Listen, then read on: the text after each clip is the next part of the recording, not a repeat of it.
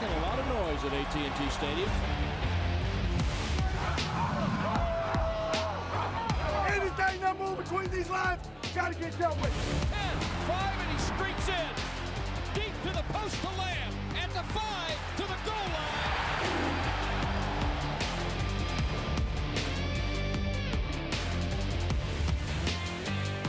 Dallas Cowboys Game Night is presented by AT&T. Connecting changes everything. Prescott thinking about running. Is he going to get there? Gets a block. Prescott flies in. Touchdown.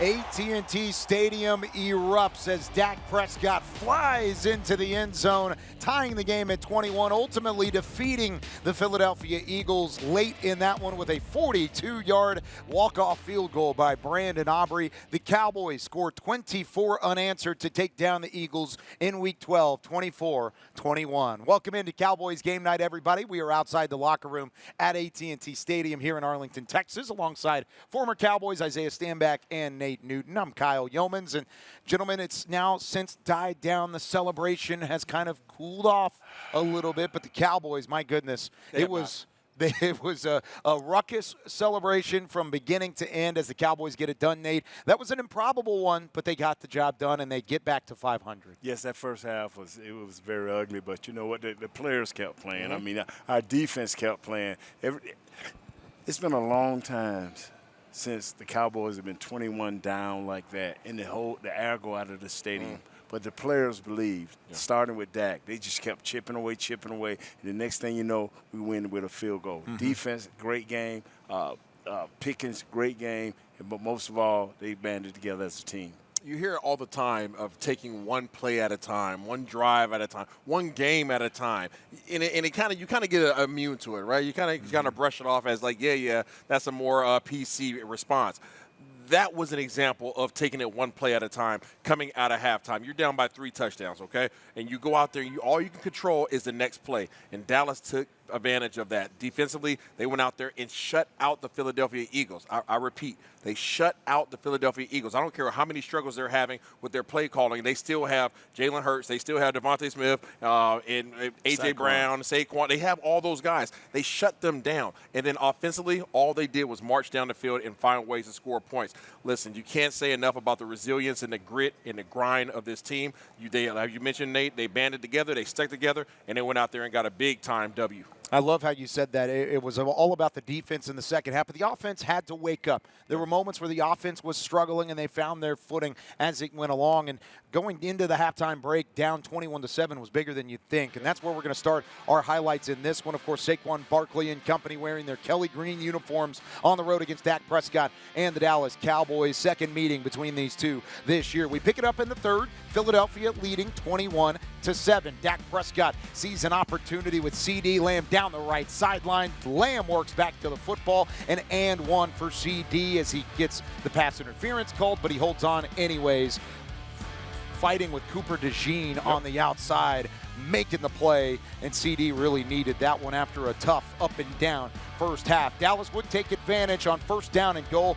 Prescott, patience into the back of the end zone for Brevin Spanford. His first career touchdown grab, and Dallas was within a score going to the fourth quarter. Now, off of the play action, Dak Prescott again sees another open receiver. This time, it's George Pickens who goes over the top of double coverage. Pickens was fantastic in this football game. It won't be the final time you see him in this highlight as he goes between a couple of Philadelphia defenders, including Cooper DeJean again, to go up and get this football. Comes in bounds, and then, of course, the Cowboys are on the doorstep again. 2nd down and 7. Dak has to escape the pocket. Now he gets a chance to take it into the end zone himself, flipping over the top of the goal line. Dallas ties it up at 21 apiece. That defense you heard about from Isaiah a moment ago, of course, they started making plays in the fourth quarter as well. This fumble to Saquon Barkley, forced by Sam Williams. It's recovered by Kenneth Murray Jr. Dallas takes over. Unfortunately for Dallas, they had to punt it away.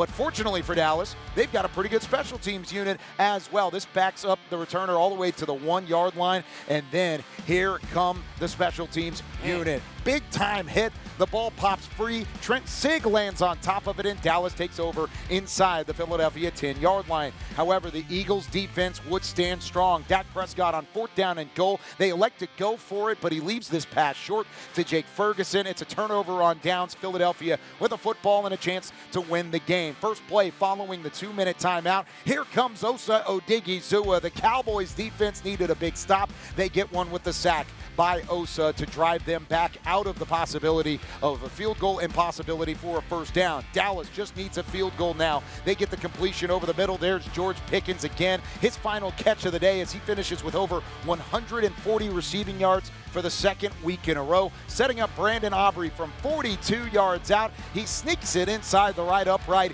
and AT&T Stadium is in full elation. It explodes with Brandon Aubrey's field goal. Dallas wins it, walking away with a 24-21 come-from-behind victory to win it over their NFC East foe. Here are the final stats brought to you by Miller Lite as the Cowboys did everything they could. It took every single player on the roster to get it done, and it came down to the wire again against their NFC East rival. And this was one that Dallas can continue to build on, especially on the defensive side of the football. Saw some steps in the right direction last week against Las Vegas on Monday Night Football. This week was really the culmination of a big-time performance on that defensive side, and we're going to talk about it when we come back with more Cowboys Game Night coming up from AT&T Stadium right after this.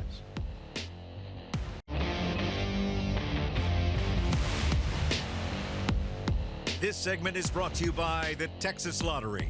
Dallas Cowboys scratch tickets from the Texas Lottery are here. Play today. Of course, the Dallas Cowboys still playing in memory of Marshawn Kneeland. You could see some of that emotion in the 24-21 win over the Philadelphia Eagles. In this one, they had a flag on the sideline, and you saw some individuals waving that flag throughout. But the defense playing again with his high motor and with his spirit, of course, throughout the course of that second half to win it 24-21. Now, the defense, of course, has been taking steps in the right direction over the last few weeks. But what did you see today, Isaiah, that really ensures that this is a permanent solution for this Cowboys unit? Well, one thing that was consistent tonight was their ability to stop the run. They only gave up 63 yards against Philadelphia, which we know has Saquon Barkley, probably the most dangerous running back in the game. Undoubtedly, there he is. And they were effective not only in the rush defense, but they also caused a lot of havoc for Jalen Hurts in the backfield in terms of his ability or lack of ability to be able to step up in the pocket. That interior defensive line pressure continues to wreak havoc. And what that does is it minimizes the time that your defensive backs have to cover. First half, defensive backs were playing about 10 yards off and they were bailing. Second half, they closed that gap and they had no time to be able to throw the ball. Therefore, they were able to play better and stickier defense. All around, everybody was able to play better defense because of that interior pressure by the defense. What I loved about this defense is everybody was disciplined. Yep. You remember the first game, Jalen just ate us up, just breaking, contain. These defensive ends played a super job and just maintaining that with that permanent force coming with Quinney and Olsen, all of those guys, and Clark. Now your defense ends was very, very stable and make sure they bottled him up. And that kept him there. Like you say, now all of a sudden, even Flus was mixing the back end. And that's the thing is this defense just wanted to take steps in the right direction last week against Las Vegas. Today they proved it against a formidable offense. We talked about how the offense had struggled at times from Philadelphia's side, but the defense doing what they did down the stretch was really impressive to shut them out in the second half. When we come back, a big factor on the Cowboys' offensive side was, of course, George Pickens. Second straight game where he's finished with over 140 yards and a touchdown. How much has Pickens made an impact on this Cowboys team? This segment was brought to you by the Texas Lottery. Dallas Cowboys scratch tickets from the Texas Lottery are here. Play today.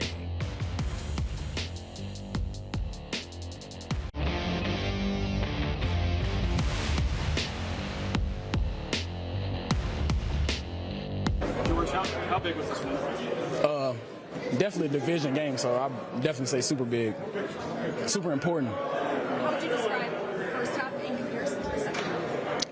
Just more resiliency. I feel like the first half we were just a little bit sloppy, just shooting ourselves in the foot. Really nothing they were doing, just what we were doing to ourselves. So resiliency definitely when we came out of here.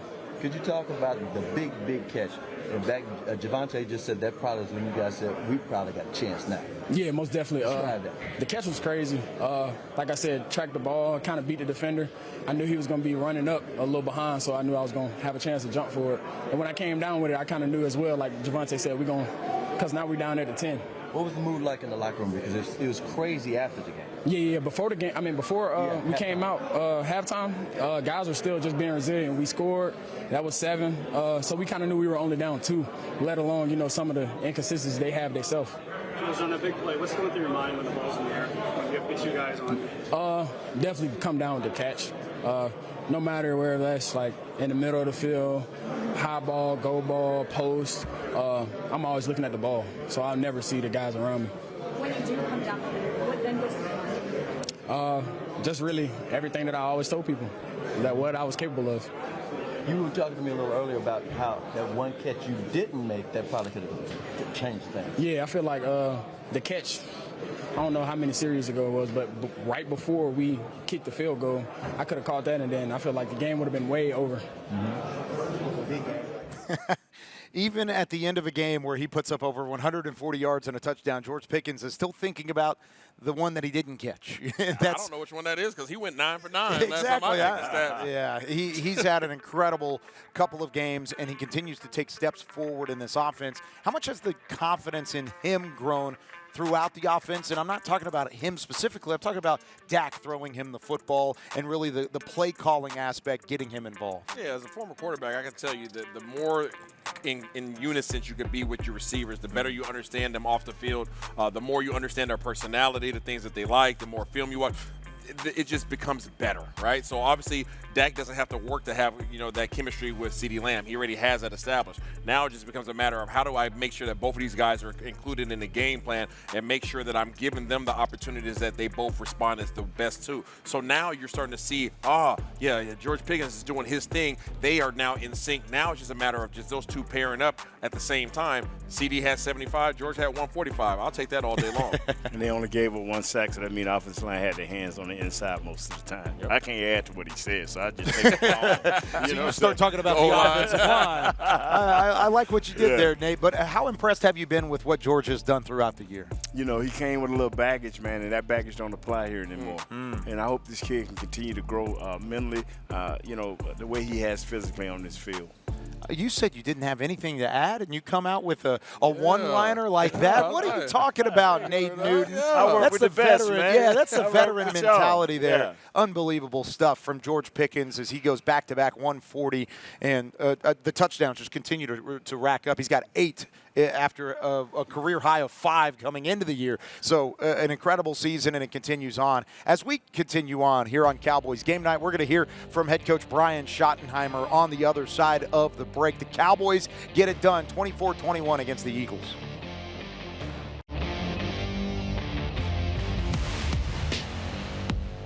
Closed captioning is brought to you by the Texas Lottery. Cowboys scratch tickets from the Texas Lottery are here. Play today. Going down 21 points going into the half, what was your message to the guys that galvanized them to go out in the second half and achieve what they did on all three phases? Yeah, Patrick, it's what we've talked about from the beginning. You've heard me say it 1,000 times. You can't win the game in the first quarter, second, third, but you win the game in the fourth quarter, man. And we just talked about that. We shot ourselves in the foot. I told them that. But I told them believe. Believe in each other, believe in the fact we're going to find a way to do it. And I really think today really epitomized a lot of things that those guys have been believing and doing. And it was great to get that win against a damn good football team. What you saw from George Pickens out there, it's another 100-yard game for him with the touchdown, but also the critical chunk play as you guys went down on that eventual game-winning drive. Just talking about his consistency and his drive and playing. Yeah, I mean, GP's an incredible player. CD's an incredible player. Javonte played great. George doesn't surprise me at all, and the beautiful thing is, those two guys aren't nearly as good without each other. I mean, that's real, because you can cloud coverages, and they were trying to do certain things to take those guys away, and that's why you need more than one. And but again, he just continues to step up and do a heck of a job, and the sudden change, pass to him was awesome, and just really proud of him. Ed Werder, WFAA. Defense has been justifiably maligned much of the season, but today it seemed like winning started with them going 8 consecutive possessions without allowing a point. Yeah, incredible, right? I think, you look at the run stats, Ed, I'll start there. I mean, what we were able to do to Saquon, who is arguably the best back in the league, and I think he had 10 for 22 or something like that. But they just kept playing, man, and, didn't have great pass rush today. I felt that. It looked like Jalen was back there quite a bit, but man, the tackling I thought was really, really good. We did a really good job on third down, and they're the ones that kind of jump started us, and we were, of course, able to get the touchdown right at the end of the first half. That was big to cut it to 21-7 and give us a little bit of momentum. But it's two weeks in a row they've played really, really well, and you can see the confidence in that entire group. Illinois. Confidence level across the board, all taking a step in the right direction as well. Back with Isaiah Stanback and Nate Newton. I'm Kyle Yeomans outside of the locker room here at AT&T Stadium. The second half for the offense, you could see that confidence growing. Whether it was the play calling or something you saw in the Philadelphia defense, there was a little bit more, let's just say, oomph to the Cowboys offense. What did you see in the second half? Guys just made plays. That's really what it came down to. Dak utilized his legs when he needed to, was able to get a big touchdown. They were able to, George Pickens, to continue to make big plays. You obviously saw CeeDee Lamb make a big catch. Guys just started making plays. The mistakes went away. Yeah, I just believe that we talked about it at the beginning of the year. If the defense just can give the ball back to the offense, get off the field. That's what the defense did. They got off the field, they made plays, and gave it to the offense. We know our offense is explosive, and they showed it today. And they took advantage of the momentum that was given to them on the defensive side. If you think about it, the defense, of course, shutting out Philadelphia in the second half, they never allowed any points off of what was not a mistake even in the first half, because the punt that was, of course, roughing the punter. Then you had the fumble from Turpin. Then you had the turnover on downs on the opening drive. Those were the only 3 possessions that Philadelphia scored on after that. So I think when it comes to the table, the complementary football was on full display in the second half, and that's how Dallas was able to erase the 21-0 deficit. When we come back, it is a short week for the Cowboys. They take on the Kansas City Chiefs on Thanksgiving, right back here in just over 4 days. We got to talk about that matchup when we return. To watch more Dallas Cowboys content on your connected TV, download the Cowboys Now app on Amazon Fire, Roku, and Apple TV.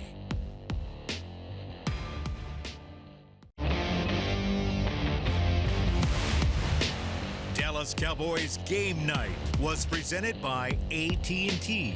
Connecting changes everything.